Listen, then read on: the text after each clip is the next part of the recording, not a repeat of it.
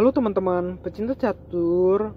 Kembali lagi Tarigan Catur Channel. Grandmaster Magnus Carlsen selalu berhasil mengungguli lawan-lawannya dari round pertama hingga round keempat ajang Mad Letter Champions Chess Tour FTX Crypto Cup 2022.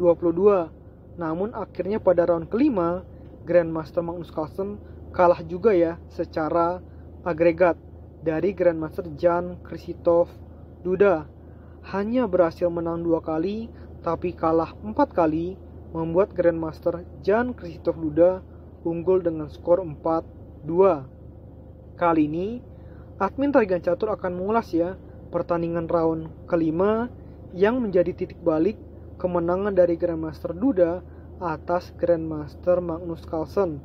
Karena pada 4 round sebelumnya yang menggunakan time control rapid, pertandingan berlangsung seimbang, skor 2 sama, sehingga harus ditentukan dengan 2 partai tambahan blitz yang menggunakan format waktu 5 menit versus 5 menit. Oke, langsung saja kita ulas ya pertandingan round kelima ini. Di sini Grandmaster Magnus Carlsen yang menggunakan catur buah putih memulai permainan dengan pion B3 masuk ke dalam pembukaan serangan Nimzo Larsen dan dijawab kuda F6 oleh Grandmaster Jan Krzysztof Duda yang membawa permainan masuk ke dalam variasi Hindia tetap di dalam pembukaan serangan Nimzo Larsen. Gajah B2 dan pion D5, pion E3 dan gajah F5. Gajah pukul kuda di petak F6 dan pion pukul gajah di F6. Pion G3, pion E6, gajah G2 dan pion C6. Kuda F3, kuda D7 dan rokade pendek oleh putih.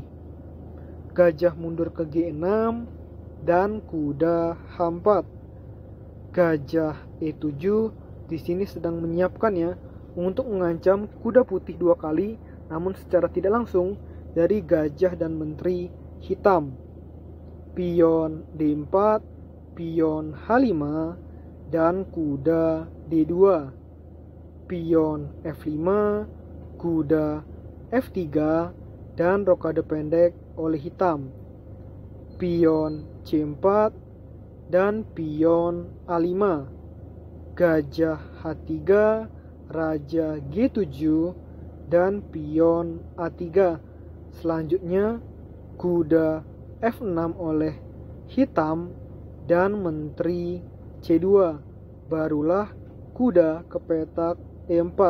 Di sini kita lihat sangat kokoh ya permainan dari Grandmaster Jan Krzysztof Duda. Sangat jelas jika posisinya seperti ini sangat sulit ditembus oleh Grandmaster Magnus Carlsen. Posisinya bentuknya kayak segitiga panjang ya. Di sini jelas kuda hitam yang paling terdepan yang akan memimpin serangan terlebih dahulu.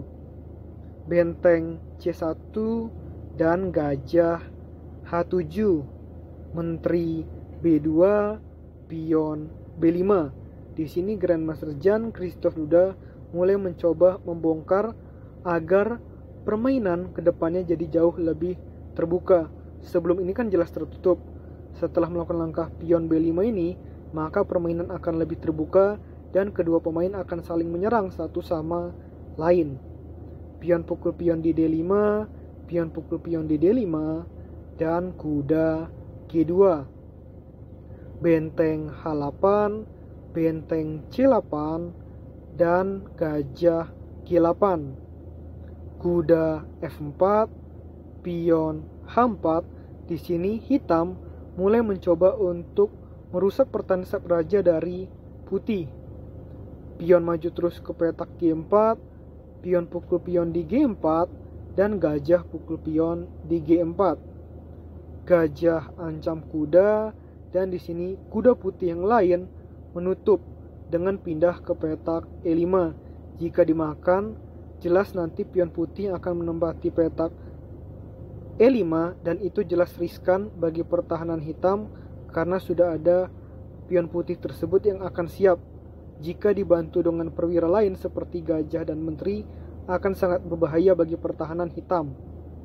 Maka benteng H6, pion F3, kuda G5, raja H1, pion ancam kuda, dan di sini bukan menyelamatkan kuda, tapi lebih memilih langkah benteng ke petak G1.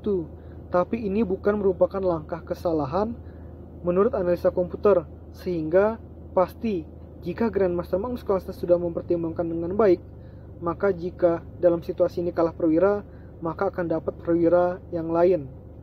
Pion pukul kuda di E5 dan pion pukul pion di petak E5 dengan tempo ancam gajah hitam, sehingga gajah hitam mundur ke E7. Gajah pukul pion di petak E6 dan raja pindah ke F8.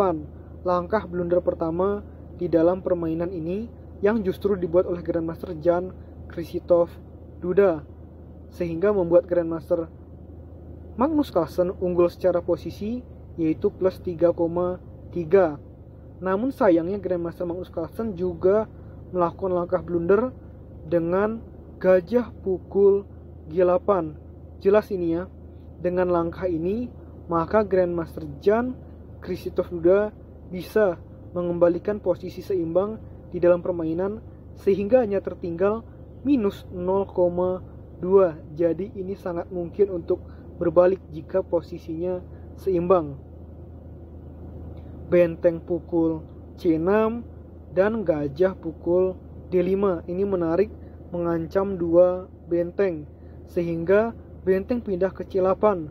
Dan di sini justru Grandmaster Magnus Carlsen bukan pukul benteng, tapi malah melakukan langkah menteri ke petak B1 yang merupakan langkah blunder, yang membuat Grandmaster Jan Krzysztof Duda akhirnya unggul secara posisi plus 3,3.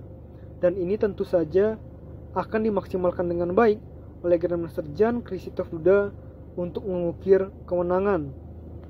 Benteng C2 dan menteri D1, raja E8. Ternyata langkah blunder lagi dari Grandmaster Jan Krzysztof Duda. Kali ini posisinya seimbang, artinya plus minus 0. Siapapun bisa menang asalkan lawannya melakukan langkah lemah di langkah-langkah selanjutnya. Menteri D3, menteri B6, dan gajah E4.